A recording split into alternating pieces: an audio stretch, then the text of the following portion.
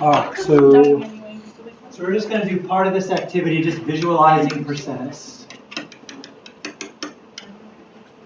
So this is activity 6.3 from the book.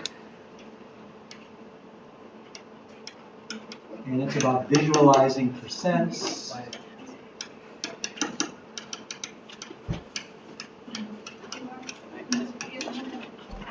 And so our first goal was to visualize 37%. And if you think about the base 10 blocks, then 37% would be 3 longs for 30. And then 1, 2, 3, 4, 5, 6, 7. So that's my rough sketch of 37% for shading. It's kind of hard to tell what you shaded, not gonna lie though. Are these too small? Like it kind of looks more like 2 versus 3 though. I don't know. You can kind of see underneath it. Okay. Anybody else have trouble visualizing? Does anybody need a bigger blow-up version? A blown-up magnified version? No? Adequate? I mean, as long as you can tell. As long as I can read it.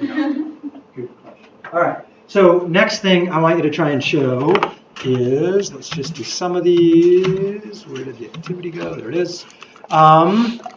Let's do part 3. What would 0.5% look like?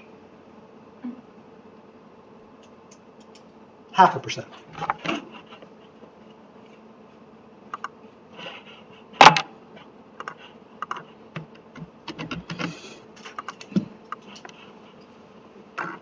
So let's see.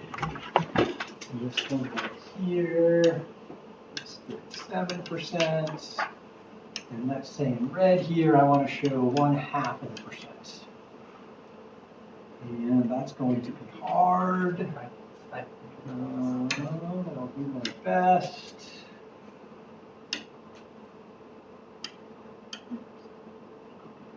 That's maybe even too big.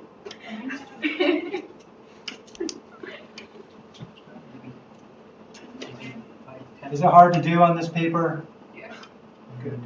Okay, there's my best 0.5% up there. It's just half of one of those little tiny squares.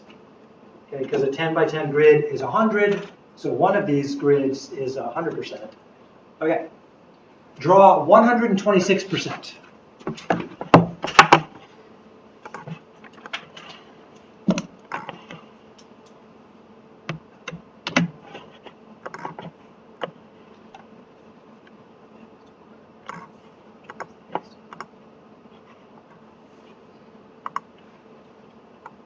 And 26% to the best of our ability.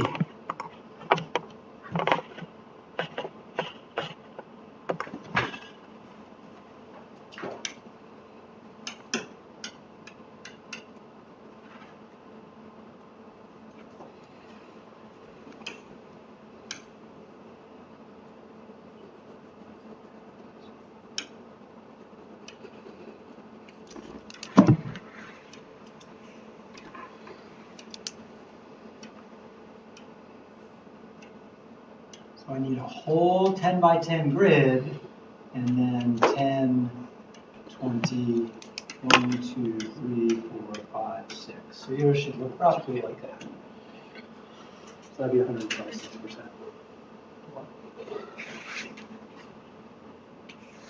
Okay, so under each of these, what I'd like you to do is write the decimal version of each of these numbers. So I wrote down my 37 here. Underneath, I want to write the decimal version of 37. So what's 37 as a regular decimal number? 0.37 would be slang, which is okay. Or we could call it 3,700. 3,700, okay? We calculated 0.5% as a decimal earlier. So as in slang, that would be 0. So I'm going to do red. 0.005 or 5 thousandths. And then what would 126 be as a decimal number? 126 hundredths. Yeah, 126 hundredths or slang 1.26. Next, under each of these, write them as a fraction. So what would 37% be as a fraction? Just 3700s, right? We just read it properly. 3700s. What about the half of percent? What would one version of the fraction be?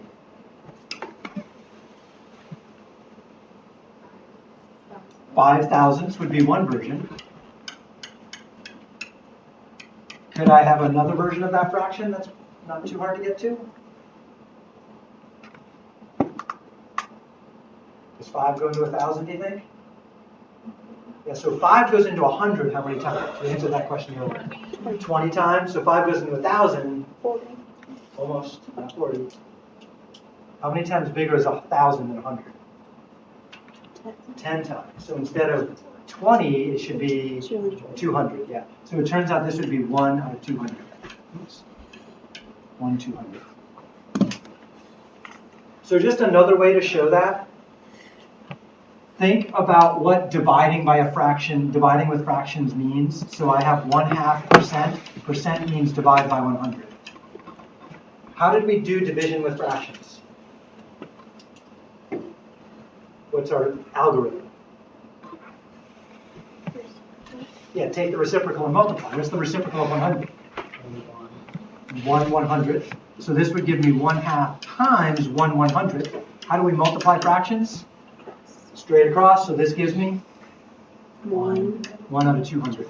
Yeah, so I mentioned before, when we're working with a percent and we want to change it to a regular number, we have two options. Treat it like a decimal or treat it like a fraction. Yeah. So we have different ways to make that conversion happen. How about the 126%? There's several answers to this one. What's one way I could write that as a fraction? 126 over 100. 126 over 100 would be one way. Or you could do a mix. I could do a mixed number, which would be 1 and 26 out of 100. Okay? No. What else could I do with it? Does that reduce? Yeah, okay, so the mixed number is probably easier to reduce. What could we reduce the top and bottom by? 2. So if I divide by 2, divide by 2, that would be 1 and 13/50ths. Yeah.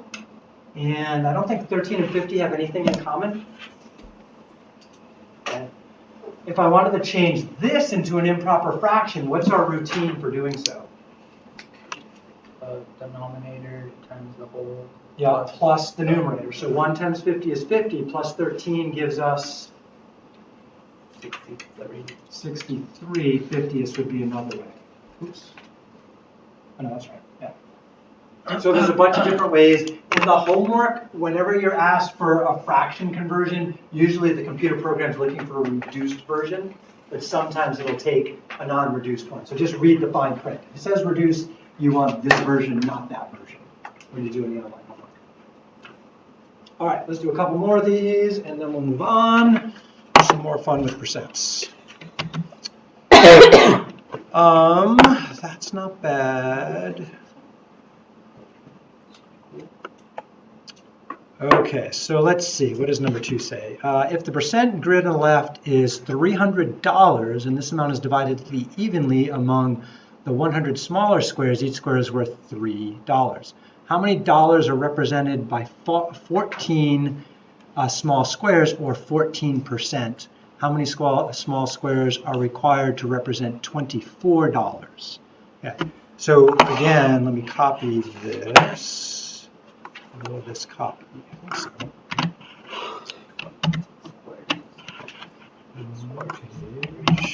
Oh, what happened? Control V. There we go. Hello. My tool's in the way. Where'd they go? Not there. There we go.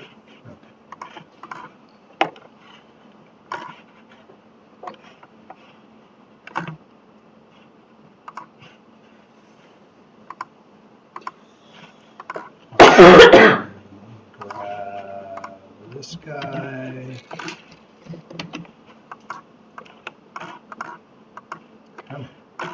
All right, so the gist of it this represents 100%. but it also represents $300. So we're going to say $300 is the same as 100%. So we're going to try and make a visualization. Then one of these squares, like this one right here, could be called 1%, but what else is it going to be worth? $3. $3 also. So that's also going to be worth $3.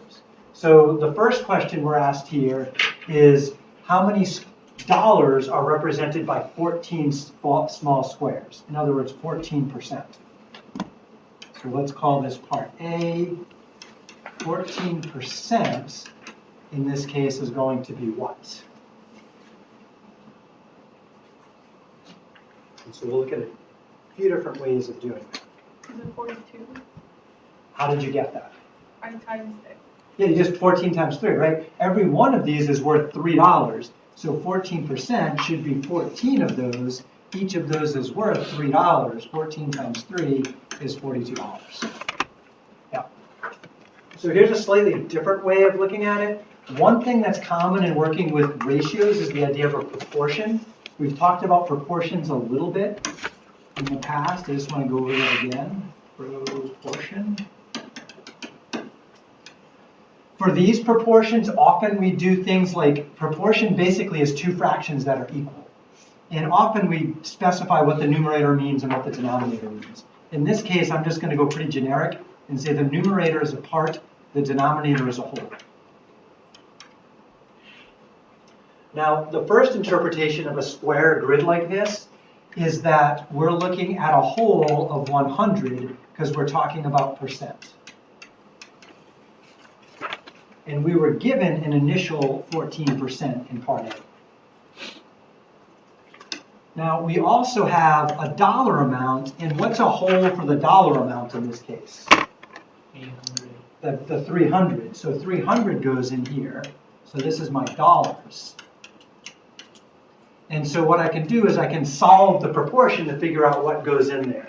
So if it's not obvious, like multiply by 3 is the way to go, and sometimes for me it's just not obvious, I have to make some kind of setup like this. What goes in my numerator? What goes in my denominator? What do I know about percents? What do I know about the other kinds of numbers? And then to solve this right here, I would do a cross multiply and divide. So new page, 14 over 100 equals what over 300? There's two ways to look at this. You could cross multiply then divide.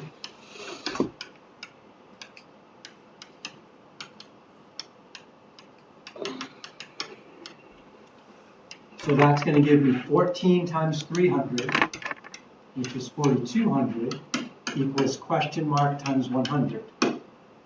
And then I divide the 100 back over. 100 goes into 4,200, giving me the 42. So that's another way to look at it if it's not obvious that multiplication is necessary. Now, just another side note on this. Notice that the 100 started in the bottom, moved to the top, and then we put it back to the bottom. So if the missing number is in the top,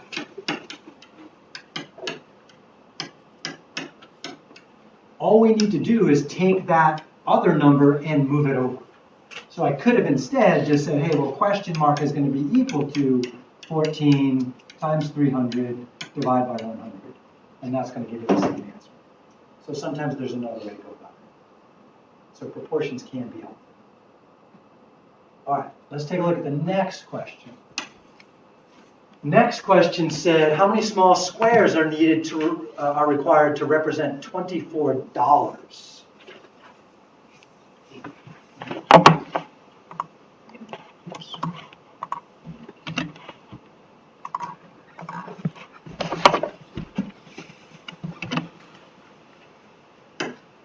So again, for the whole grid, we know 100% is equal to $300.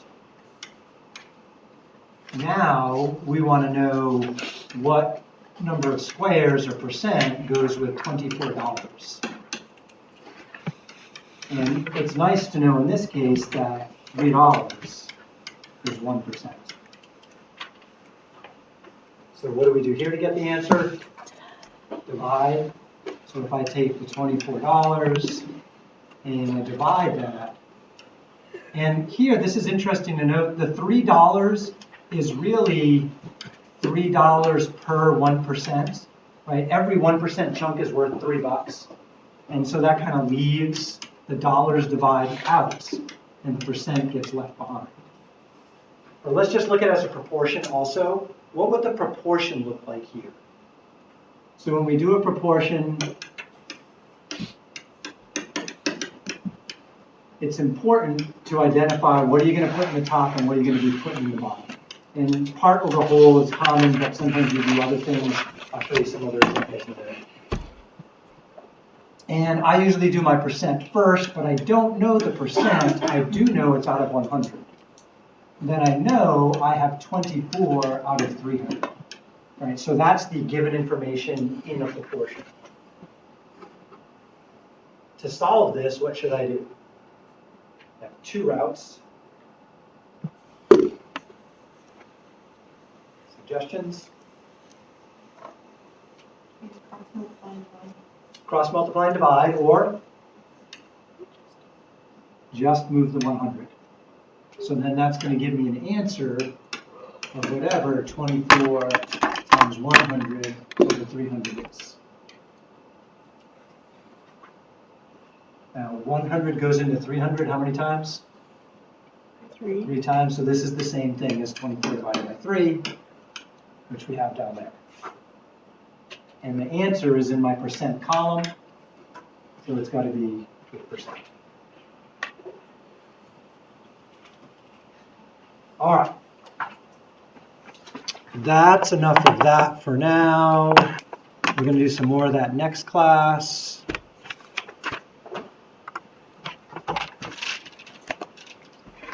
Let's take a look at percent change. So percent change, that change could be a decrease or an increase.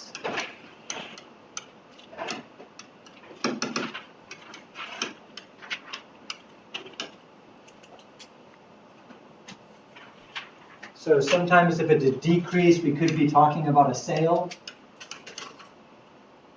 Increase could be lots of things. It could be taxes. It could be markup on something. I'm going to use markup for an example of increase.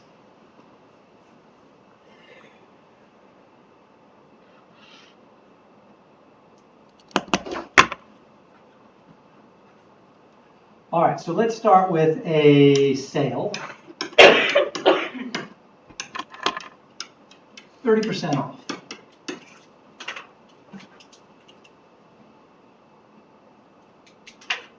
And let's suppose something costs $90. So $90 original price. Question: what is the sale price?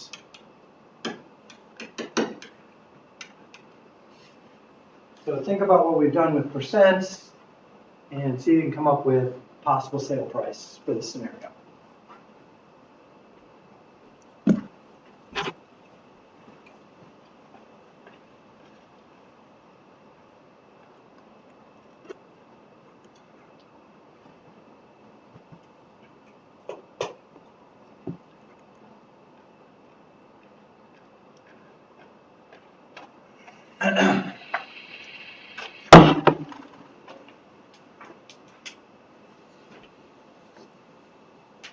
There's at least two ways to go about this.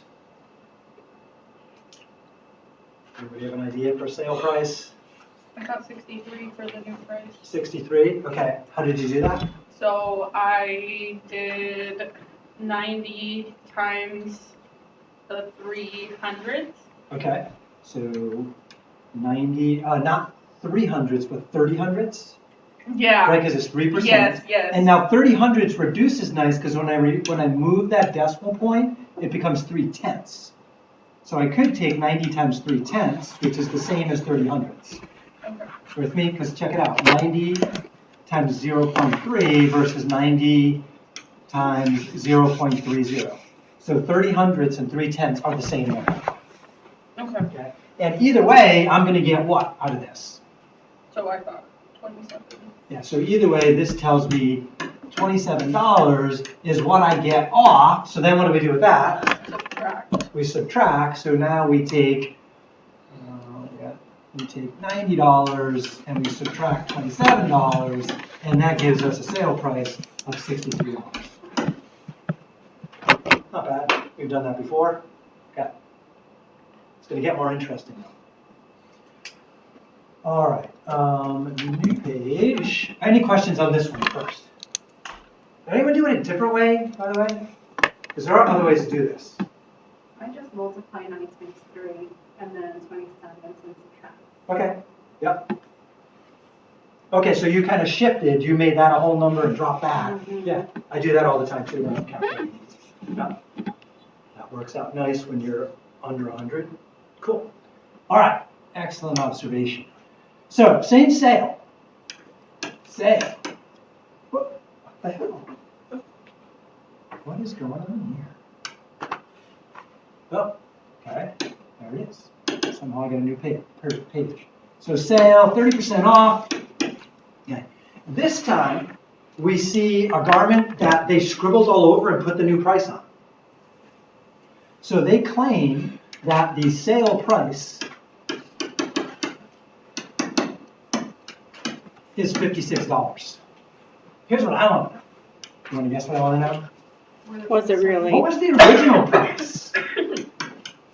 I don't know, what was the original price?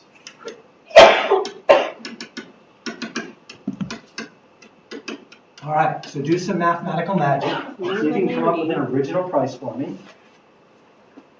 There's several ways to think about this. At least one of them is right.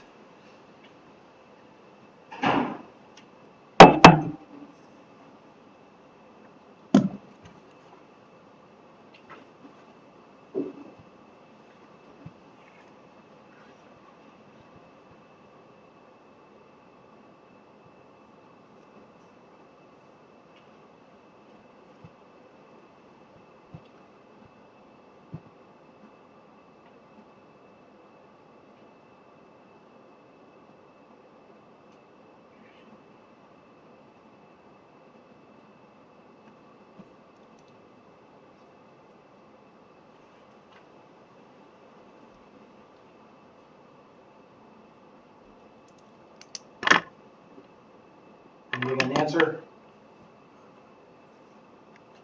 What do you think? Who's got an answer yet? Come on, you got an answer. $72.80. 70 what? $72.80. Anyone else get that? No?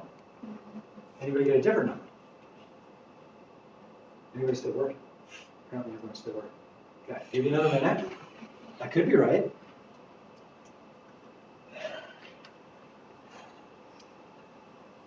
So I'm gonna try to draw a picture of this. No.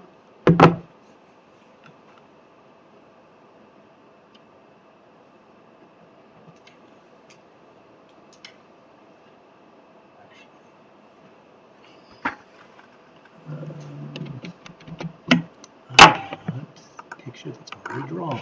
This one.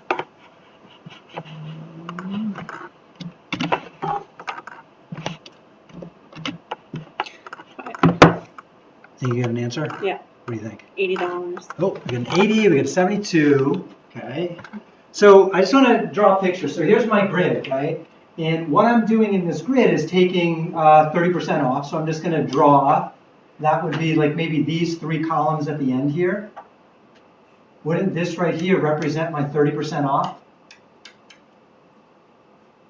Yeah. True. Okay. So what is this area over here? The rest of it. That's the rest of it, which isn't that what I pay? So couldn't we say that that $56 is all of this over here? So let's write it up here. My $56 is all of this stuff right here. Okay. Now, how many columns are there here? 70. There are 7 columns, right? So this $56 is split into 7 columns. How much is each column worth? $56, right? Aren't there 7 columns left? Right, think about base 10 blocks, there's 7 columns there. 7 goes into 56 how many times? 8. So each of these columns must be worth $8. So $8 for this column, $8 for that column, and so on. $8, $8, $8, $8, $8. Ooh, how about the sale part? What are those columns worth? $8. They're worth $8 too. Yeah, each of these columns is worth $8 too. 8, 8, 8. Okay, how many 8s do I have? 10. 10. So how much is the original item? 80. $80. Okay, so you can often use pictures to solve them. Now, here's where most people go wrong with a problem like this. Okay? They say, all right, what do I do with a percent? What do we do with percents? We multiply. We got 2 numbers on the screen here, right? What should we do with them? Multiply. Yeah, so that's what we do, right? We say, okay, let's do this. Let's take 30%, which would be 0.3, times 56. Why not? It's a dollar, it's a percent, let's multiply them together. So I whip out my calculator, and I multiply those 2 suckers together. Let's see, somewhere here I have a calculator. I think it's on this page. I lost it. Okay. 3 tenths, 56. 16.8, and then I want to add that back onto the 56, so plus 56, and I get 7280, which I think we heard before, which is a very reasonable answer. Okay, so this is 16.8. We then add the 56 back onto that, and we get, let's throw some zeros, make it look like money. What was it again? 72.80 cents. But isn't the problem that 56 isn't your whole number? Yeah, the percent has to be multiplied by the original amount. Okay, and the problem is I don't know the original amount, so I can't do that multiplication directly. We could try to do a part over a whole thing. Okay, so let's think about that for a second. So this now that's a why can't that be the answer? 30% of 56. It's 30% of 56. Now let's check it. To check this, sorry, Josie, you had something to say too? No, that's first exact same thing. Okay, yeah, so to check this, just to double check, because sometimes my brain doesn't work right, often. So what if I take, like, if I saw something that's labeled 7280, aren't I going to take 30% off of that? So I take 30% of 7280 and ask my calculator what that is. And the calculator go right there. So 0.3 times 7280, and the calculator says, oh, take off 2184. Oh, wait a minute. That's totally different than the number we had before. We had 16.8. So if I try to take off 2184 from, what was it, 7280? Mm-hmm. Now it's going to come out negative, but then it's going to say, oh, that means the sale price should be $50.96.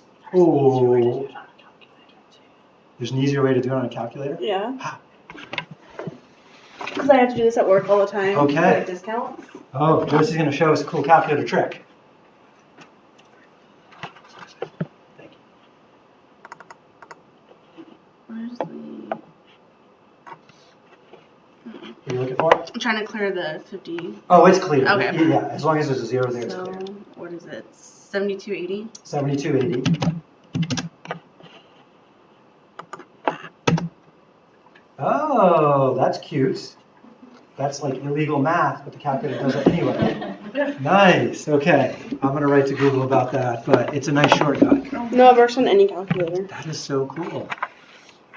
Yeah, so again, what she typed was on the calculator 7280 minus 30%, which is kind of nonsense because 30% is minus 0.3.